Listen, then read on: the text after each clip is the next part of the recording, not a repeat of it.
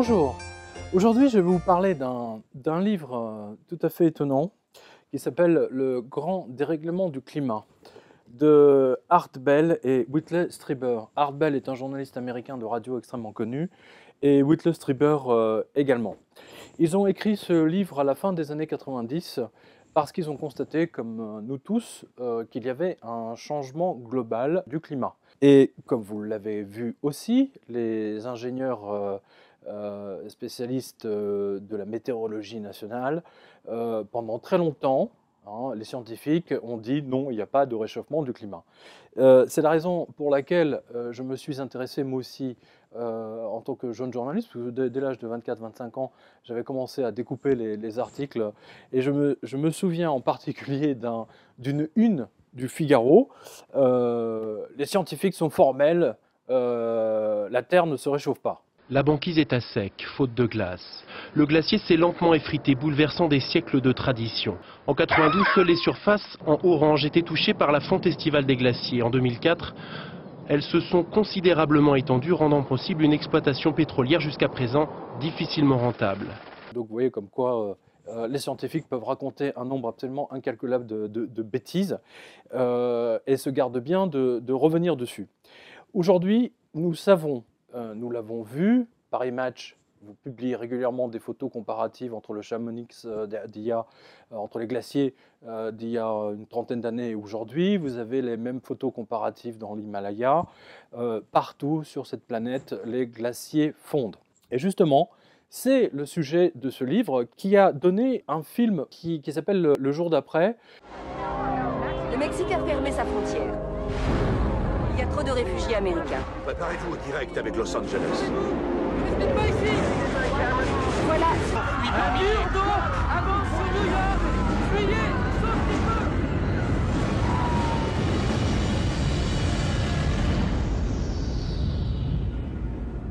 Et qui est une adaptation juste d'un petit scénario qu'ils ont mis dans ce livre. Mais ce n'est pas du tout un roman, c'est un document qui vous explique pourquoi le climat se dérègle et ce qu'il va se passer et quelles sont les mesures à prendre.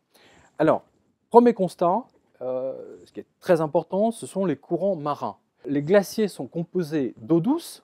Et lorsqu'ils fondent avec des quantités, des millions et des millions de mètres cubes d'eau douce, eh bien, ils fondent dans l'océan. Et justement, les courants marins dépendent de la salinité. Plus vous avez de glaciers d'eau douce qui fondent et qui donc se mélangent avec l'eau salée, et plus ils atténuent la salinité. En conséquence de quoi, imaginez par exemple tous ces courants marins qui, eux, définissent véritablement la température et le climat normal, du moins tel qu'on l'a connu il y a 20 ou 30 ans. C'est comme un tapis roulant, et c'est comme un tapis roulant qui progressivement va s'arrêter. Voilà. Ceci vous explique, enfin du moins Bell et Strieber vous l'expliquent. D'ailleurs, ils ont annoncé, puisque ce livre a été écrit bien avant la grande tempête de 1999, qu'il y aurait eu l'arrivée d'une méga tempête. D'ailleurs, le livre original s'appelle... Alors effectivement, le Superstorm est arrivé. On l'a vu en France, ça a décimé le château de Versailles, le parc du château de Versailles. Cela a décimé le bois de Boulogne à Paris. Cela a décimé des régions entières en France. La tempête a continué à avancer vers l'Est, y compris vers l'Allemagne, où elle a provoqué des dégâts absolument colossaux. Ce n'est pas fini. Aujourd'hui, nous sommes en 2013. Les dérèglements du climat continue de plus belle. Vous avez des pluies diluviennes qui inondent maintenant des villes entières. On en a vu, on a eu 5 cas ou 6 cas, ne serait-ce que en France, au début de l'année 2013. Et au moment même où je vous parle, la ville de Caen est transformée en une baignoire géante avec des pluies absolument diluviennes suite à un record de chaleur qui a eu lieu hier et aujourd'hui.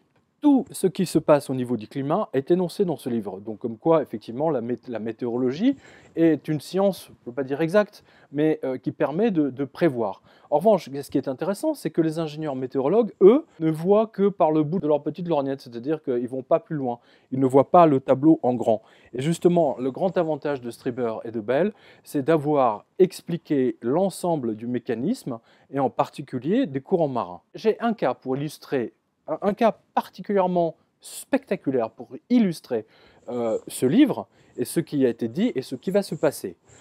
Du jamais vu dans l'histoire de Venise, la Sérénissime, une tempête, une tornade, que dis-je, une tornade, comme aux États-Unis, s'est créée au milieu du Grand Canal et a commencé à descendre au point de effrayer tous les Vénitiens. Il y a plusieurs films sur YouTube, vous pouvez les voir. Et phénomène nouveau, il n'y a pas qu'à Venise, il y a à peu près 6 ou 7 ans, on a commencé à voir les premières tornades en France, en Bretagne, et même parfois au centre de la France. C'est du jamais vu. Pourquoi faut-il observer les tornades? Parce qu'elles sont le marqueur du changement global général. Imaginez par exemple que l'État de l'Oklahoma, vous savez l'Oklahoma c'est au milieu des États-Unis, c'est extrêmement plat, dans les années 50, ils avaient à peu près, allez, on va dire, ils avaient 3-4 grandes tornades, vous savez, toujours comme dans les films. On a cru qu'on allait mourir, parce qu'on était à l'intérieur de l'abri, et on a fermé la porte quand on a vu la tornade arriver. Oh my gosh, I don't know if people lived in that one. I honestly do not know if people lived in that. Il y avait des enfants partout. Les gens couraient, criaient, au milieu des voitures renversées. L'école s'est envolée. Tout était sans dessus-dessous. Il y en avait 3-4 par an. Maintenant, vous en avez 3-4 par heure. Par heure. Hein, c'est ce qui s'est passé l'année dernière. C'est ce qui va encore se passer sans doute cette année. Rappelez-vous également ce qui s'est passé à la Nouvelle-Orléans. La Nouvelle-Orléans avait une digue qui devait la défendre contre tout, contre une montée des océans, etc. Mais il n'avait jamais prévu qu'il y aurait une telle montée des océans et des vagues tellement puissantes que cela raserait la ville.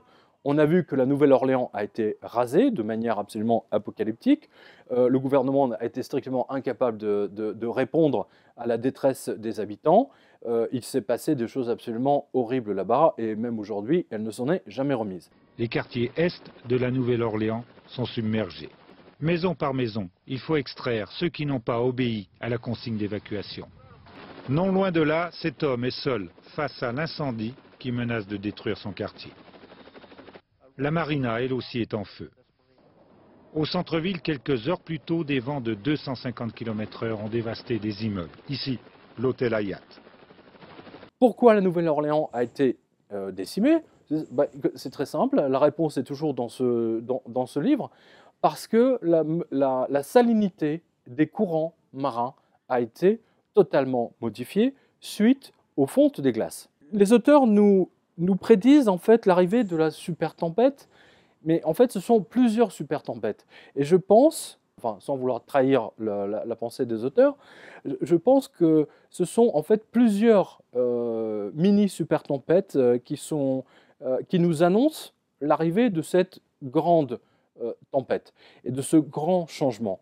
Donc clairement quelque chose ne va pas dans le climat, les réponses sont dans ce livre, nous permettent d'anticiper, bien que nous, humains, on ne puisse pas faire grand-chose, mais toujours est-il que si vous êtes agriculteur, si vous avez un grand jardin, si vous tenez à vos plantes, si vous ne voulez pas que tout le travail que vous avez fait disparaisse, etc., si je puis me permettre de lire ce livre, afin que vous puissiez prendre les mesures qu'il faut pour essayer de sauvegarder tout ceci.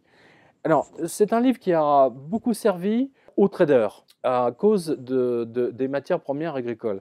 Puisque là aussi, grâce à ce livre, mais il n'y a pas que les traders, par exemple les analystes de la CIA se sont servis de ce livre pour faire des projections de ce qui va se passer dans les années à venir au niveau du climat et calculer de manière très précise les récoltes et de savoir, par exemple, de combien la France, l'Allemagne, les États-Unis, le Japon auront besoin de céréales, de maïs, etc.